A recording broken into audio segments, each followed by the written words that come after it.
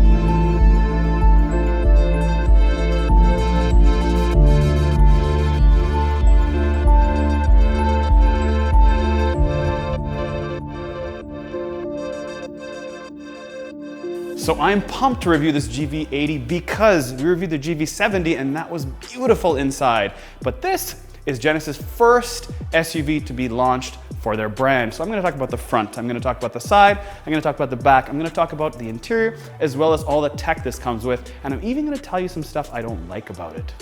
And if you didn't think we forgot, we need to get to 100,000 subs. So guys, subscribe, our plaque goes right here. Anyways, back to the car. You see, Genesis, this specific Genesis, got a lot of press when Tiger Woods got into his accident.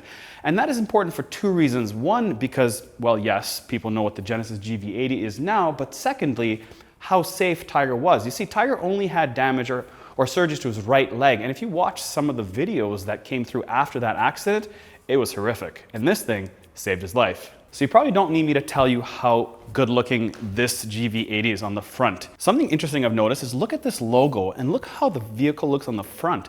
This shows this crested huge grille, as I mentioned earlier, and then these quad LED lamps, and they have the same design in this logo. Look at that. You have the lights here and you have the logo and the grille right in the front. Pretty interesting that the front of this car matches the logo. Haven't seen that before.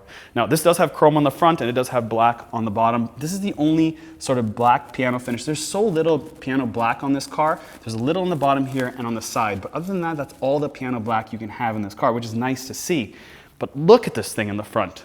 I can't get over how much this looks like a Rolls Bentley from these different angles. It's like they sat here and decided, how can we make a vehicle to look really, really expensive and provide value? Because that's what people want. They want something that screams luxury, screams high end, and now value. All right, so under the hood, you can get two engines in the GV80. The first one, which is what this one is a 3.5 liter twin turbo that makes 375 horsepower and 391 pound-feet of torque. And you can get a 2.5 liter single turbo that makes 300 horsepower and 311 foot-pounds of torque. Now, the most important part is that they're all-wheel drive in North America. They do make a diesel variant, but it's not available in North America. And they are all, thank God, rear-wheel drive bias. Yes, this engine bay is dirty. That is because you'll never open up the engine bay to your GV80 because Genesis picks up the car for you. So on the side of the vehicle here is where the meat and potatoes really happen, because look at these design elements. Look at this headlight. Look how it pulls all the way around the corner here and goes to these side markers. These are really long side lights. So when you indicate, these things illuminate and they are bright. But let's move in the front here and start from the front back. These wheels are 22-inch wheels because these are the biggest wheels you can get. You can get them in 19s and 20s as well. But behind that, you have the huge brakes. These are 15-inch rotors. And look at the size of this caliper. These are 4-piston calipers on the front. And in the back, you've got 14-inch rotors. Now, to put this in perspective, Ian's Mazda 3 has 12-inch rotors in the front. These things have 14s in the back. Yes, it is heavier, but they're spending money on brakes. And when it comes to driving, I'll show you guys inside. When you hit the brakes, it's like, they're awesome. But Genesis, Hyundai, Kia, all you guys do this to me. Why do you not give me, when I have the key in my pocket, this doesn't open. I have to go to the front. It doesn't have keyless entry. When the key's in your pocket, you walk out of the car, it only unlocks or locks from the front door. Why not the back door? Yes, I can hate on you for that, but I cannot hate on you for the suspension. Listen to this. This thing has electronically controlled suspension that can detect with the GPS and the front cameras the potholes. It can even detect speed bumps, and it'll adapt it so that when you hit a pothole, it knows it's coming.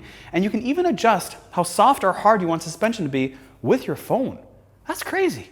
Other cool design features to point out is this little strip here. Take a look at this strip. It is sort of a dark chrome piece, but something really interesting, this car actually has a scratch that I just noticed in filming. And we noticed this outside, that you can't really notice this piece. This sort of blends with the color of the car, just the way the angle of this panel is designed. But look, it's actually damaged here, and you can't see it from standing back. That shows how good this hides scratches. So whoever did this, it wasn't me. So for the kids, it's good because it does have soft closed doors, or if the kids are sleeping in the car and you don't want to wake them up, you simply just close the door and it soft closes. Really nice. Actually, what's interesting though, the German cars have a lot wider gap. Like look at this thing. I close like that and then it soft closes. The Germans has a first notch, and if I hit the first notch, it doesn't soft close. I have to go sort of in the almost the first notch to the close for it to soft close. This one, I don't have to. I just go in like that and then it pulls. Really, really interesting. If you have a German car with soft close, you know what I'm talking about. Interestingly enough though, I would have liked to see dual pane windows in the back. You see, this one only has single pane in the back and in the front. Yes, it does have the acoustic glass. They are double laminated, but I would like to see that also in the back. So yeah, a little bit of a boo there. All right, so you wanna know what I don't like about it? This is one. Getting in and out of this thing, I'll talk about it a little bit more when I talk about the interior, but look how small this gap and space in. The cavity here is really small. Now look, when I try to sit in here, my head hits here. That's just something to know, you know? It's not the biggest inside-outside entry, so if you're really tall, this might be a little bit of a struggle. Other than that, I do like everything else about it, especially the back. Take a look at this back. I like the fact it says Genesis really, really wide here. I could probably get rid of the font that says 4-wheel drive and 3.5 liter, as well as on that side the GV80 font. I'd probably get rid of that and just leave the Genesis all the way through. I like the fact that it's wide and big in the back here. This sort of looks a little bit like a Urus, a little bit, because it's flat, it's high, and it's wide. Now in terms of width, this is the same width as the Audi Q8, which also looks really wide, and again, it's sort of built on the Urus platform. And following the front, this does have piano black on the bottom, but that's really about it as far as piano black. It also does follow how the logo looks with these sort of, I don't know what you'd call them because I don't know what they're called, but essentially they are real exhaust pipes. These are the outer sides, but these are real. I can hear them, listen. Yes, that is real. Now, if we focus our time here on the lighting, you will see that it has this sort of 3D effect, and that 3D effect carries through into the interior of the vehicle, but I'll go into that in a second. But take a look at this. Now, look how it's all white here. Now, I originally thought this would definitely be amber, like the front of the car, but in the back here, when you indicate to go left or right, it actually comes up as red. That's really, really interesting. Now, another interesting piece is that Kia, Hyundai, Genesis have their reverse lights down here. They're really low. You would think they'd be right up here and just change them up, but they're actually down here in white all the way in the bottom. Now, I don't know if you guys like that or not. A lot of people don't seem to like it. For me, it doesn't really make a difference because I'm not in reverse for the most part. So I got my hands full and I need this trunk to open. Easy enough, I just walk up to it, don't touch the button, and it automatically opens up because it noticed that I'm walking to the back and it needs me to open up this trunk. And speaking of trunk, this is the third row up, and look how much room I have. Not a lot. Again, this is not the biggest third row you can buy. This is more like a 5+2. Kind of like I used to call the Q7. They're basically a 5-seater, pretty big 5-seater with 2 extra seats just in case as a bonus. But interesting pieces here is look at this height level, look at this sill. Now the sill should really be wider in my opinion. I should pull the sill down to here, but with the way they've designed this car, they've sort of wrapped the tailgate right down to here. I would have liked to see a wider sill. As far as entry and exit, it's fairly decent. It's got a good height to it. And they did give you this carpeted mat that you can see here. That kind of just folds over this third row, which is nice because some of them actually have to take this plastic thing and you got to take it out of the car and bring it in the car. I like that it's all sort of integrated. Now there's a lot to go inside in this third row, and I will in a second, but let's just see this tailgate. Yes, it does have the lock and unlock, so basically when I'm leaving the car, I can just hit this button, it'll close, it'll tell me I'm closing, and then when it closes, it'll lock the vehicle. So that's cool. But if I want to unlock the trunk from the outside, I simply just press the button, which is hiding here, not this little camera that's hidden underneath here. I thought it was the camera. When I first walked up to it, I went, that's not it, because that's nice and soft. And glass, it pops up like this. All right, so let's see, how do you put these seats down? Now this is really cool. Like most of them do have obviously powered that you can fold the third row down, but take a look at this. When I hit this button, I can pick left or right. It's nice and circular here. I push this down, this folds down. But the cool part about this is I actually fold the second row down as well. I can hit that button and the second row folds down. Now it's a different mechanism than the third row. The third row moves nice and slow. The second row just simply pops down. So the second row I cannot bring back up, but the third row I can bring back up. That's pretty typical, but this one has a second row that you can fold down, which is kind of nice. Now it does have extra features when I'm sitting in the third row that I'll get into in a minute, but look at the quality of this thing. So underneath here, when I lift it up, there is a little storage compartment underneath here, and this is where they hide the tonneau cover, the sliding tonneau cover. That's pretty standard in most of the new SUVs. That's where they hide it. Underneath here, they also have a spot for the owner's manual, which is really nice that it's back here and not in the glove box, because half the time when you put this in the glove box, you don't have space for anything else. And again, some tire stuff. And so we'll close that here. But another piece I wanted to bring to your attention is the quality of paint. You see, on the outside here, they don't paint this the same color as painting the body.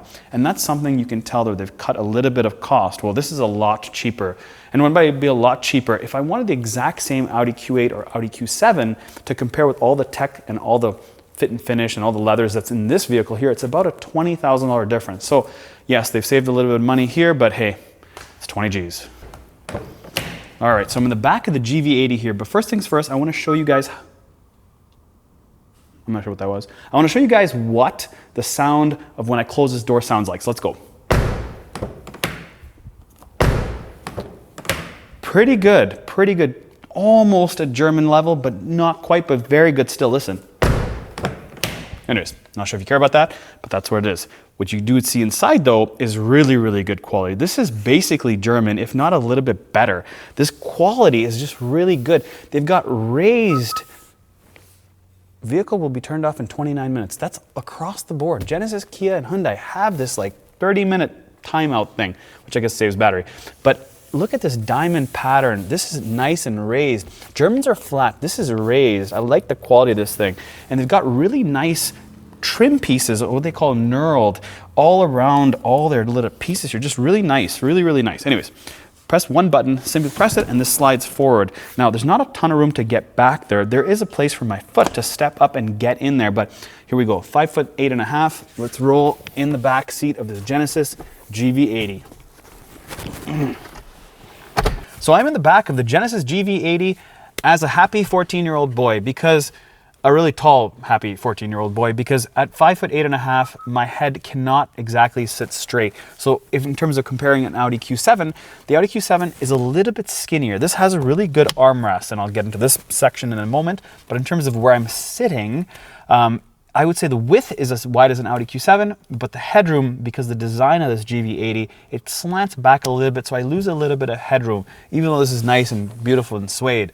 But here's a cool part. I do have two buttons here that can, per side, that can actually press, and it can move me forward and backward. So this does have a powered third row.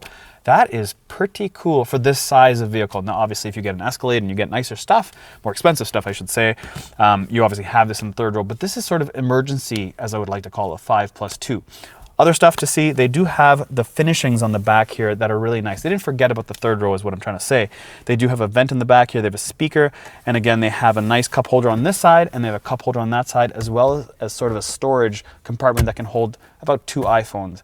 Interesting though, they don't have a USB or USB-C in the back here for the kids, which is sort of strange. They do have a cigarette lighter, one cigarette lighter back here, but this sort of looks like it's designed for the trunk and not exactly designed for the third row. So as I mentioned, there's a button on the bottom here, and there's a button right here that allows me to pull these seats forward. And again, not a lot of space to get into, but that is because of how these seats are designed. These seats are designed for maximum comfort, and I can show you this when I jump in, because look, this is what happens. I jump in here, and I can recline these seats basically from here. I'll count them for you. 1, 2, 3, 4, 5, 6. I would probably say 10. Now I can basically sleep. This is definitely more than I've seen in most SUVs, at least the ones I've been in. This is definitely more than an Audi Q8. This is more than a Benz, and this is definitely more than an X5. This goes all the way back. It reclines. I would say that the German cars go to about here, probably about here to recline. This one does an extra step. You can actually physically sleep in the back here. So this is really designed as a 5-passenger, not a 7. I just want to be very, very clear about that. But the fit and finish in this thing is magical. Everything about this, everything I touch has a really good feel, and everything is wrapped really well. Even the inside of the handle. So on the door handle, when I put my finger around here, it's wrapped and it's soft and smooth, and there's some padding there. And even look behind this. This is definitely not economy or economy plus. This is better than business. This is pretty much first class back here. And I'm not bigging it up because I'm a big Genesis Kia Hyundai fan. I'm just bigging it up because it's legit. It's got 21 speakers in here, for God's sakes.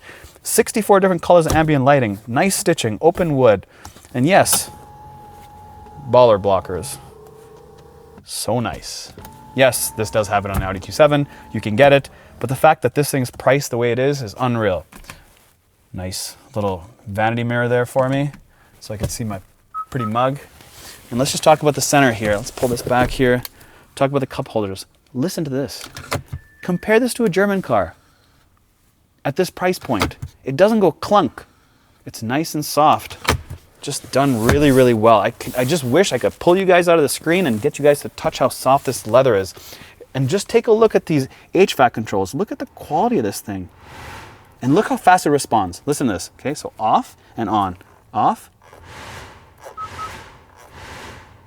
That is instant. Try that in a German car. It does have USBs on the back here, 2 of them, and a plug. Again, a bit disappointed why it doesn't have USBs in the back in the third row, but again, maybe it's an afterthought, putting a 7-passenger in North American markets. I really like the fact that there's less emphasis on sport and more emphasis on luxury, because this is like baller. Watch me get in and out. I have to put my leg in here, and yes, I do have to tilt my neck a little bit to get in and out of this thing, which is the only real disappointing thing, but I get it. It's part of the design architecture of how the car looks on the outside. But look how nice this thing looks inside. This is just money through and through.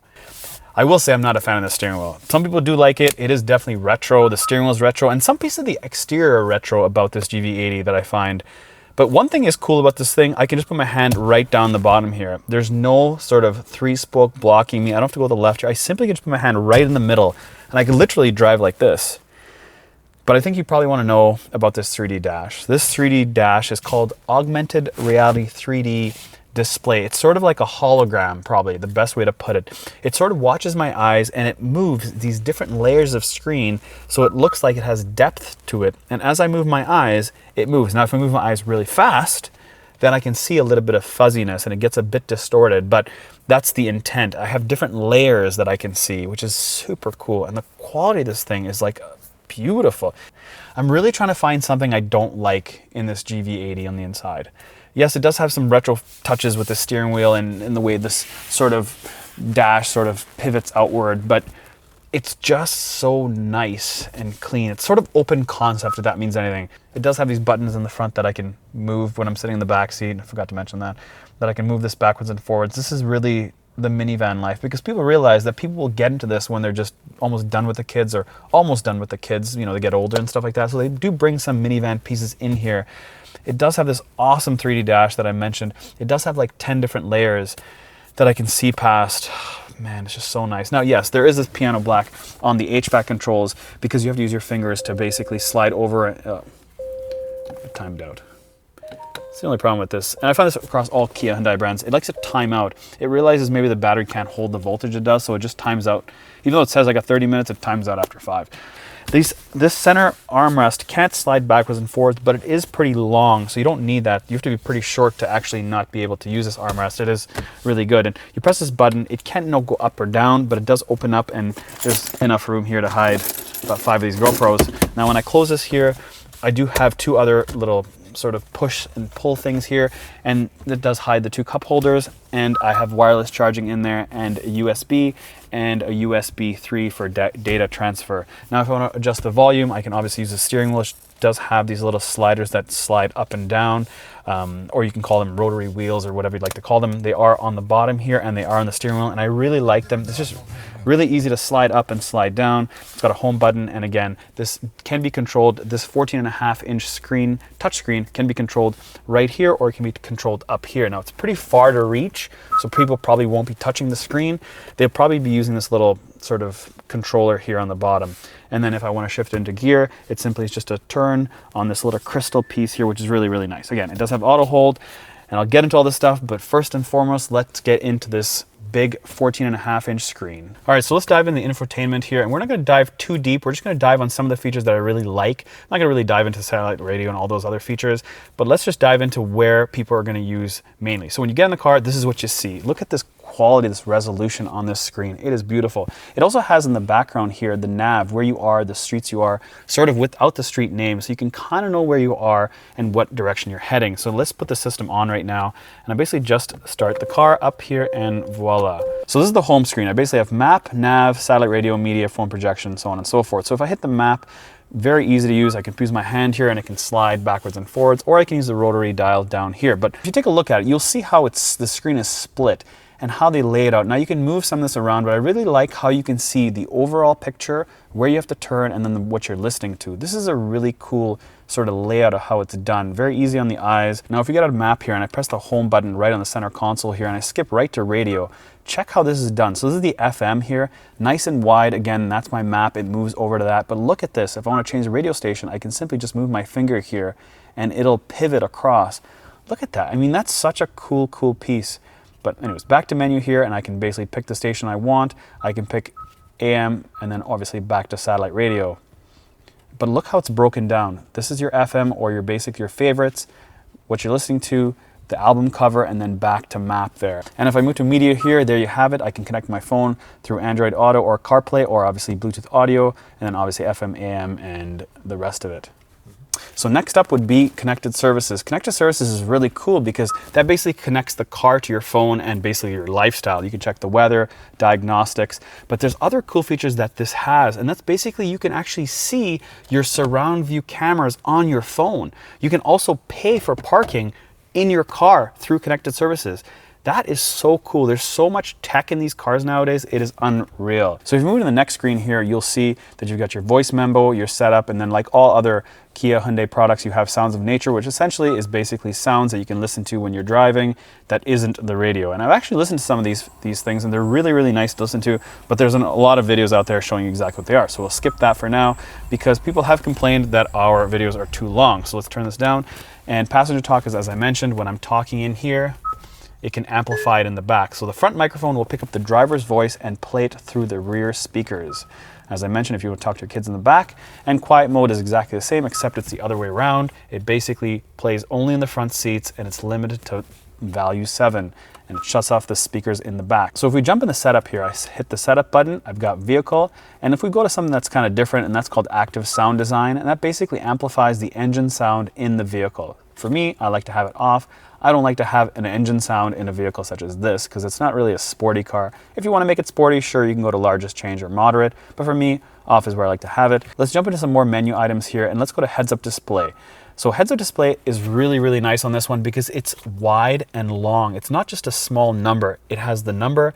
It sort of has sort of a design element above it, and it has your lefts and rights in different colors. And I'll show you that in a second here on the screen for you guys to see, but I can just have the display height, your rotation, your brightness, and I can also have content selection. I can show turn by turn, traffic info, driving convenience, blind spot, and obviously your radio information on the heads-up display. So that's a cool feature, the fact you can have your radio on the heads-up display.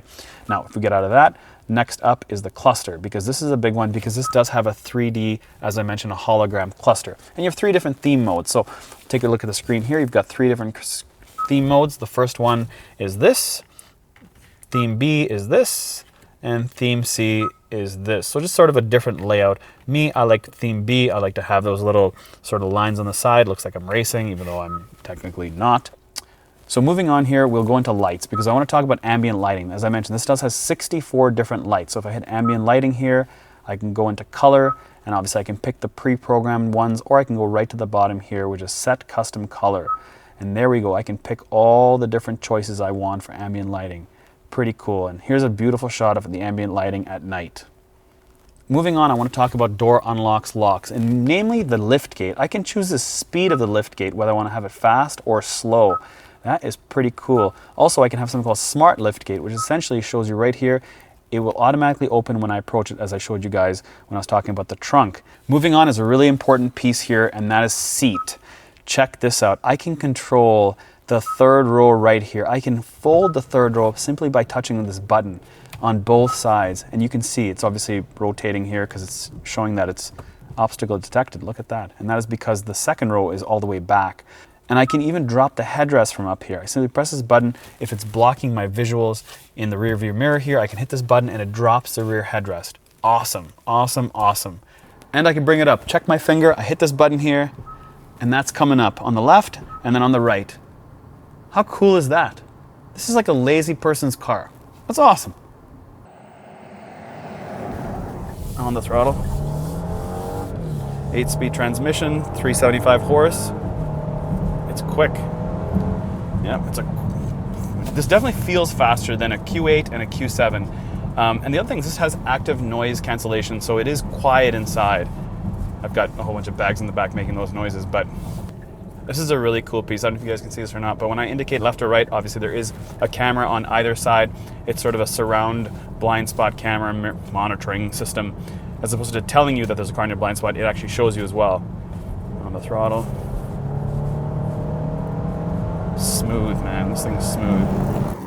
So there are 4 different driving modes: Eco, Comfort, Sport, and Custom. When you put it in Sport, the bolsters on these seats tighten you up, which is really nice. But something odd about these seats that I noticed is this does have full massage on the driver's side. So full massage meaning that your bum even gets massaged, not just your back.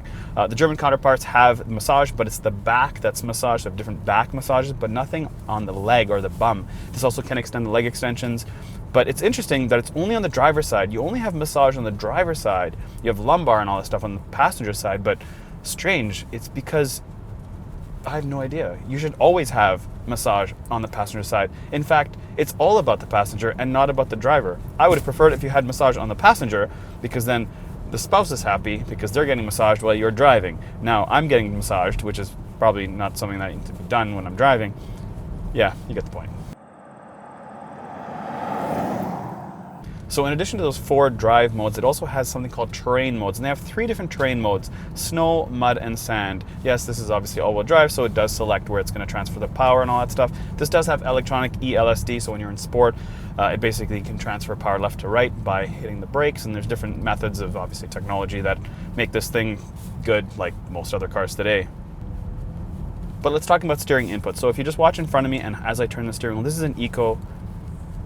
It even says coasting on this cluster, that it's not using any power, it's coasting. I can definitely tell you that this thing handles better, just the way the body dynamics move, better than an Audi Q7 and an Audi Q8. And obviously I grew up in the Audi world, so I know those cars in and out. This definitely feels lighter, but also more nimble. Not just the steering is lighter, because the steering can be lighter, but then obviously, you know, gravity and dynamics can change how the steering kind of feels. But this feels lighter. Like I feel like the body pulls back faster per side than those 2 cars, and it's direct competition. So interesting enough. I just don't think that this feels like a 7-passenger. Nothing in my mind would tell me as I turn the steering wheel that this could be a 7-passenger.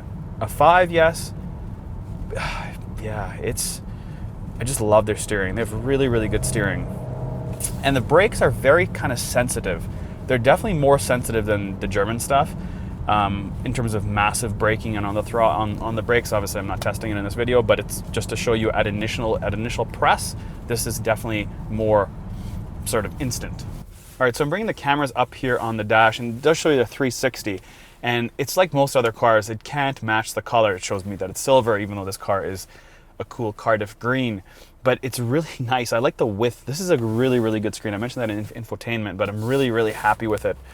I would have liked to see a more badass looking Genesis on that screen though. Do that for next time, guys. So a couple things to wrap up. Attention to detail obviously is there. You can tell from the infotainment, you can tell from the seat quality, you can tell from the build quality of what I just showed you. But I do like the fact that Genesis is not pushing sport. Yes, they give you the underpinnings of a sport car, but everything else about it is luxurious. Getting in here is pure luxury. There's nothing that makes you think in your mind, yeah, this is a sports car. There's nothing sporty about it, but it handles and drives sporty, even though it doesn't feel sporty with all the extra insulation and the noise canceling, and just the way the suspension handles and the steering. All that stuff makes you feel that it is sporty, but it looks luxurious. And price point. Man, price point. Hope you guys like this video. Catch you next time.